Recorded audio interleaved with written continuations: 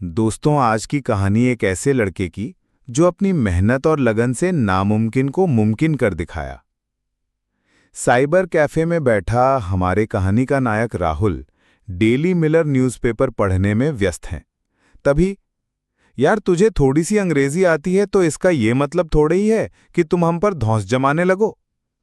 अमित ने राहुल को इंटरनेट पर अमेरिका का न्यूज़पेपर पढ़ते देखकर कहा।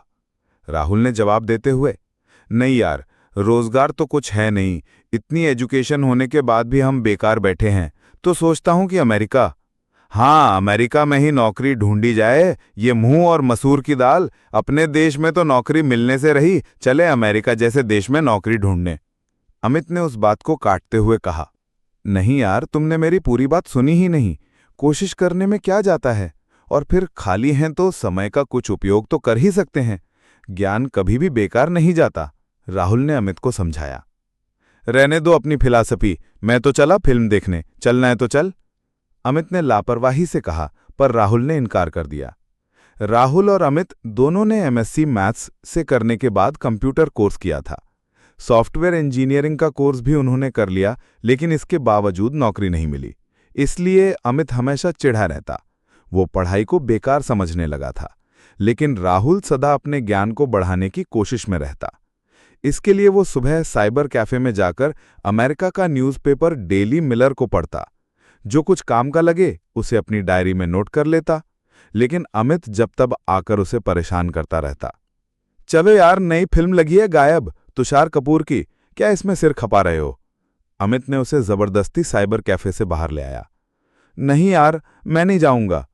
मत जाओ, जाकर डेली मिलर से मिलो, यही करोगे और क्या? अमित ने उसका मजाक उड़ाया। राहुल को बुरा तो लगा, पर वो चुपचाप घर की ओर चला पड़ा। क्या बात है बेटा, तुम कुछ परेशान हो क्या? घर आने पर पिताजी ने पूछा। कुछ नहीं पापा, अमित ने नाक में दम कर रखा है, वहां साइबर कैफे में बैठा था, जबरदस्ती खींच लाया, वो बोला। लेकिन तुम रोज ही जाते हो वहां, क्या करते हो? उन्होंने प्रेम से पूछा। पापा, मैं अमेरिका का न्यूज़पेपर डेली मिलर खोलकर पढ़ता हूं। वहां के न्यूज़पेपर में एक स्तंभ विज्ञान की खोज निकालता है, उसमें कंप्यूटर की नई नई खोज के बारे में बताया जाता है। यही मेरा सब्जेक्ट है, इसलिए मैं उन खोजों को एक डायरी में नोट करके एक नया सॉफ्टवेयर बनाना चाहता हूं जो हमारे देश में नहीं है। पर बीच में अमित मुझे डिस्टर्ब कर देता है। आप मेरे लिए कंप्यूटर ला दीजिए पापा।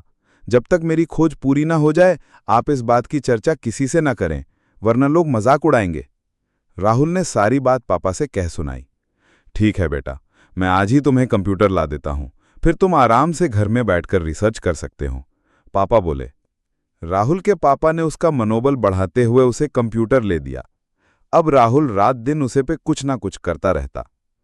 एक दिन राहुल बाजार कुछ सामान खरीदने गया तो अमित और उसके दोस्त मिल गए। अमित ने राहुल को देखते ही छेड़ा। क्या यार, आजकल कहाँ गुम खो गए हो, नजर ही नहीं आते? बस यार ऐसे ही, राहुल ने टालने की कोशिश की। आजकल साइबर कैफे भी आना छोड़ दिया, सुना है कंप्यूटर खरीद लिया है, क्या बात है, उसी से जुड़ जाओगे क्या? अमित ने मजाक किया। हाँ यार, सोच रहा हूं उसी से जुड़ जाऊं, राहुल गंभीर बना रहा। अच्छे अच्छे की बोलती बंद हो जाती है, ये चले हैं बिल गेट्स बनने। अमित के साथ जितने लड़के थे वे सब भी हंसने लगे।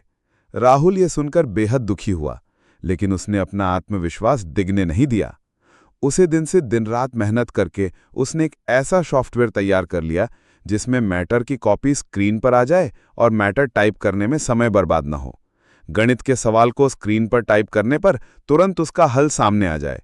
साइंस के प्रैक्टिकल कंप्यूटर पर किए जा सकें। इतनी सारी खूबियों के साथ वो सॉफ्टवेयर जब बाजार में आया तो राहुल सबकी प्रशस्ति का पात्र बन गया। उसे पुरस्कार से सम्मानित करते हुए एक अधिकारी ने पूछा, क्या आप बता सकते हैं कि यहां तक पहुंचने में आपका सहयोगी कौन रहा है? जी, मैं बता सकता हूं। सफलता का पहला कारण अमेरिका का न्यूज़पेपर डेली मिलर है, जिससे मुझे सहायता मिली।